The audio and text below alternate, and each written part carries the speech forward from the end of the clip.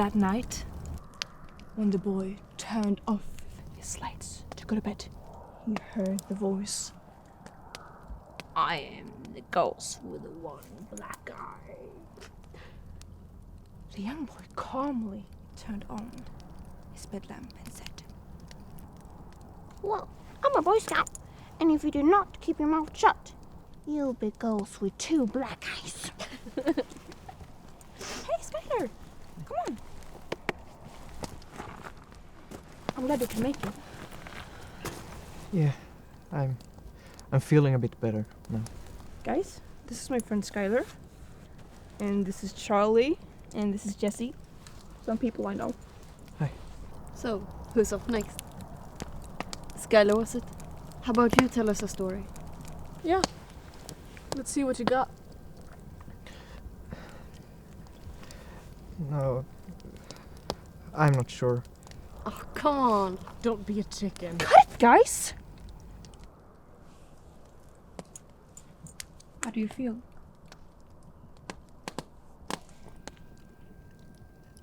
I have a slight feeling that you've got one of the best stories to tell.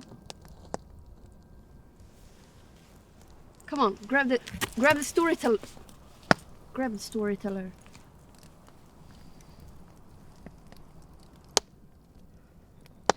Okay.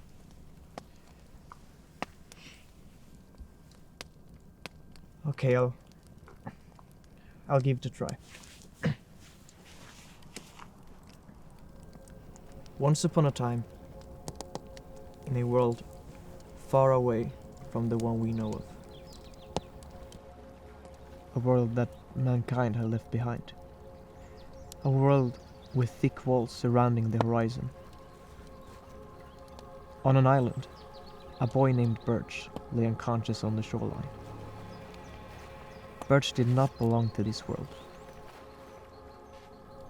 He was left with an absolutely terrifying feeling. Fear. Wait a minute, how did he get there? He had been cursed, exiled from his own world. Oh, he was a criminal. Good thing then. No, he was a perfectly normal and kind boy. A bit quiet maybe, but last time I checked that wasn't a crime. That depends on how you look at it. One could just say that he was at the wrong place at the wrong time. Anyway, he had now spent days trying to escape through the water. Swim out of there, without any luck. For every time he had tried, he ended up on the cliffs surrounding the lake. Drained and bruised. And as much as he feared it, he now had to make his way to the city. For maybe he could find a way out of there. For exactly how long had he been there? For God's sake, you two! Skylar has the storyteller. Will you let him tell the story? Will you? No one could really tell, because he got there in parts, quite slowly. First his left foot, then his right shoulder, then his eyes. You see? When Birch got to the city, it was completely empty. Not a sound except for his own heartbeat. His only company was this nagging feeling in his stomach. It felt like a tiny hole slowly expanding, making him nervous and uncomfortable. Then suddenly, he saw something from afar. The thing at the end of the street did not move. It was like it had been frozen, like a statue. Birch started to wonder, maybe it was dead.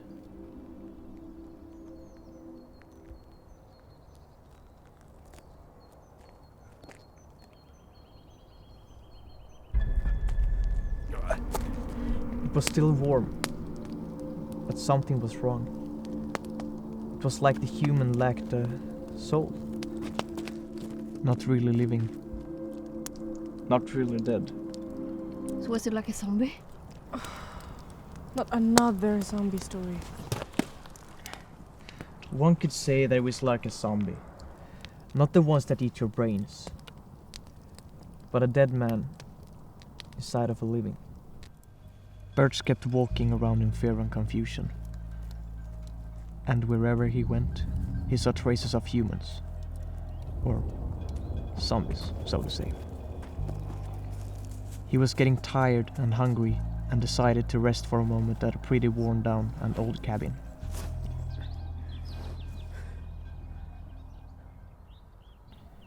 Suddenly, he heard someone calling. Not just calling. Someone was calling his name. Psst. Birch. Birch.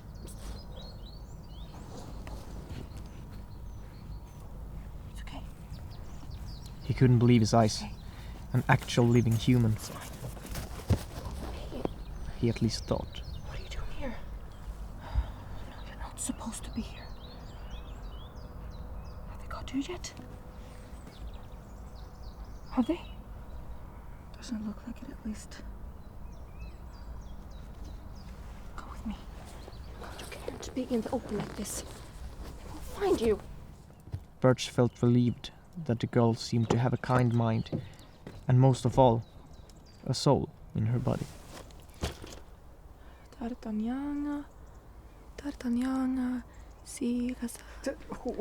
a moment. Who are you and what are you doing? Sorry. I'm Flora. But what are you doing? Are you out of your mind? You can't let them see you. Here. I think this will help. I hope it will. But it's still a work in progress. Who are you talking about? So you don't know yet?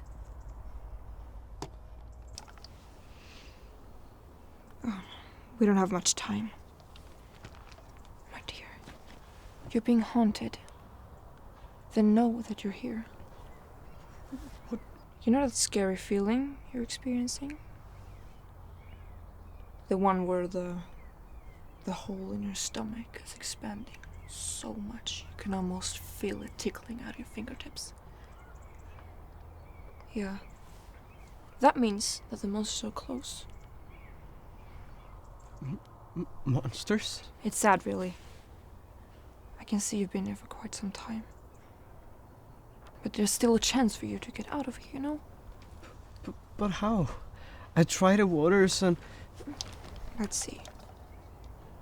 Oh. The waters isn't the way out for you.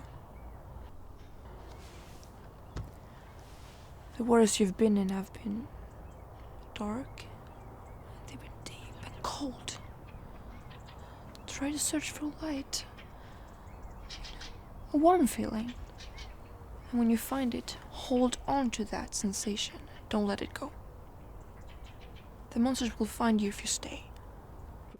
But I don't understand. I've... Shh! They're here. Run! Run! Run! I will save you some time. Birch ran faster than he ever had done before. But Flora did not follow him. In the corner of his eyes, he saw Flora suddenly changing in size. Not smaller, as you may think, but bigger. Much, much bigger. She turned into some kind of dust. A monster. Not all monsters are bad, he thought, as he ran to search for safety. But don't they like go?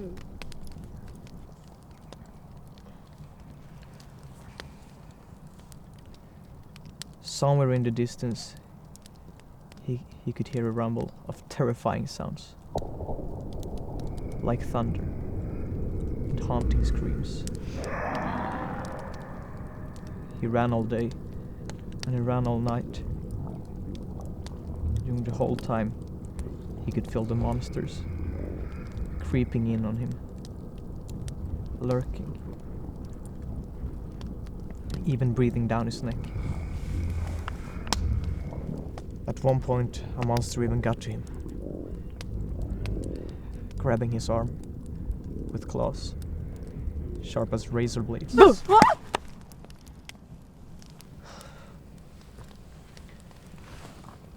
He started bleeding. and the hole in his stomach was almost at its maximum size, and a numbing sensation started creeping up in his body.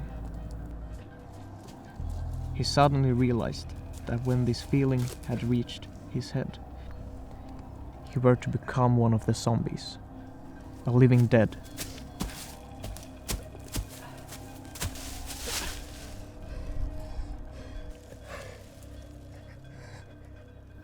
He repeated to himself, Find the warmth. Find the light. the loss of blood had forced him to slow down the pace. He needed to find shelter, and so he did.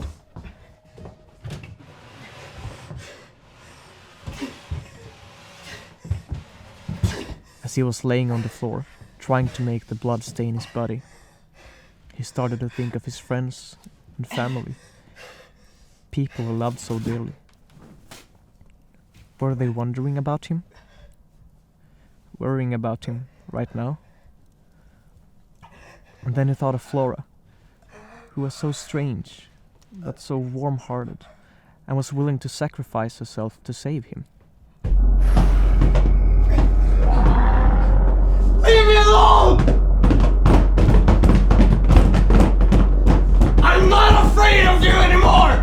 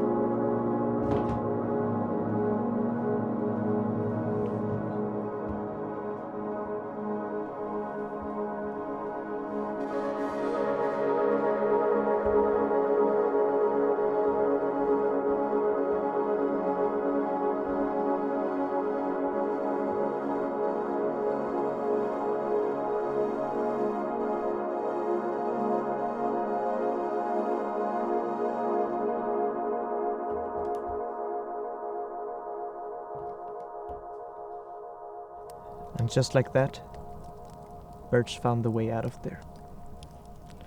And he felt more alive than he'd ever done before. A bit bruised and broken,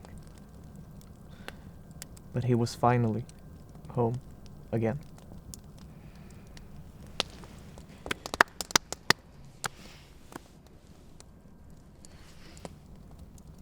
Oh. So glad you're home.